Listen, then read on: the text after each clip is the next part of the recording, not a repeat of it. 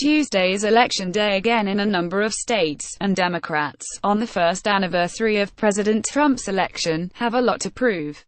More than a dozen elections across 4 states will give Democrats a chance to show how strong their party is, or isn't, in the era of Trump. If they win just 2 races, they could effectively control state government in New Jersey and Washington state, but if they lose a high-profile governor's race in Virginia, it could throw the whole party off its axis.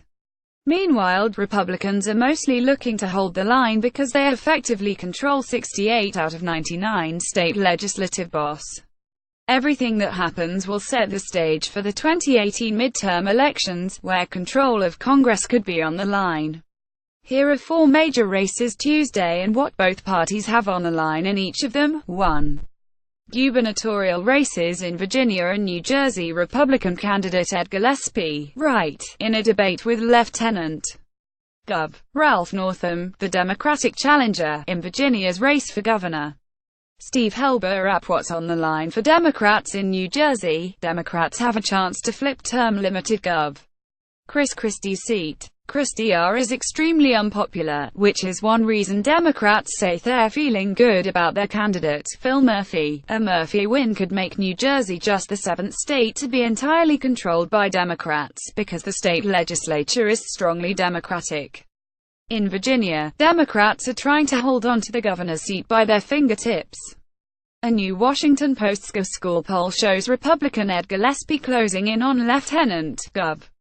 Ralph Northam's once a double-digit lead, within 5 points a week before Election Day. For Democrats, winning here is everything. They need to show they can win a contested race in a state that's leaning blue with an unpopular president from the other party.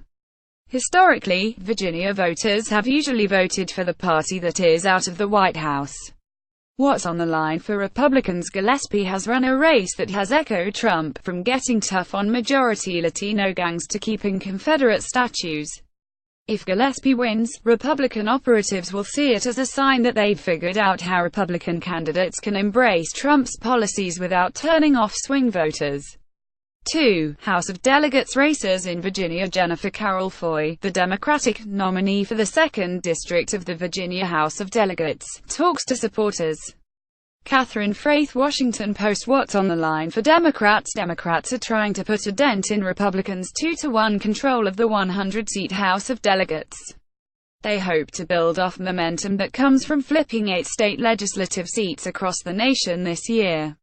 In Virginia, Democrats think they can make some gains in 17 Republican-held seats that Hillary Clinton won thanks to compelling first-time candidates such as the potential first Latina, Asian American female and transgender state legislators, who are motivated by Trump's election to run. What's on the line for Republicans? Barring a massive Democratic wave, they will keep control of the state legislature. Republicans also control the state Senate, which isn't up until 2019. That means Republicans will control redrawing the congressional and state legislative electoral maps in 2021. If they have a Republican governor to sign off on those maps, they can cement their control of the state for a long time. 3. Washington state special elections. What's on the line for Democrats? Like New Jersey, Democrats are trying to get a governing trifecta, control of both state legislative chambers and the governor's mansion, for the first time here since 2012. Democrats need to net just 1 state Senate seat out of a handful of special elections Tuesday, and they will effectively control the chamber.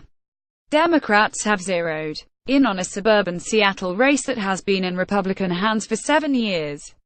A jaw-dropping $10 million has been spent there to elect either Democrat Manka Dhingra or Republican Jill Lee England.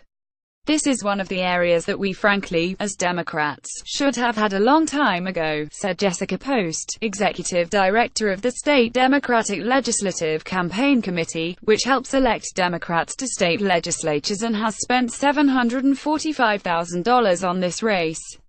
It would be a blue wall on the West Coast if we are able to flip that chamber.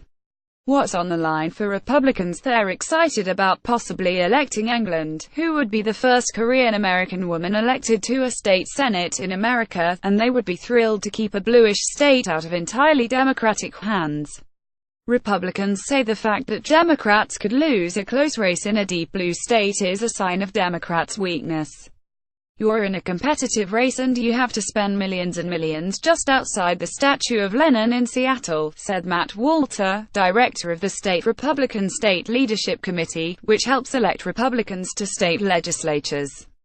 When you're doing that, you're trying to claw yourself back off the edge of the cliff. For Georgia State Senate special election. No, Democrats don't have a chance to control any branch of government in deep red Georgia.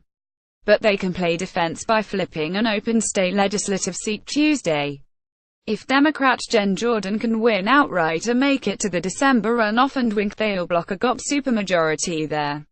A win in a Republican-held Senate could set up Democrats to seriously play for Georgia's governorship next year for the first time in 2 decades, said liberal Daily Kos blogger Carolyn Fiddler. Next Tuesday is of electoral opportunity for Democrats all across the country. And that's true. From Virginia to Washington state, Democrats have a lot to gain Tuesday. But they also have a lot to prove.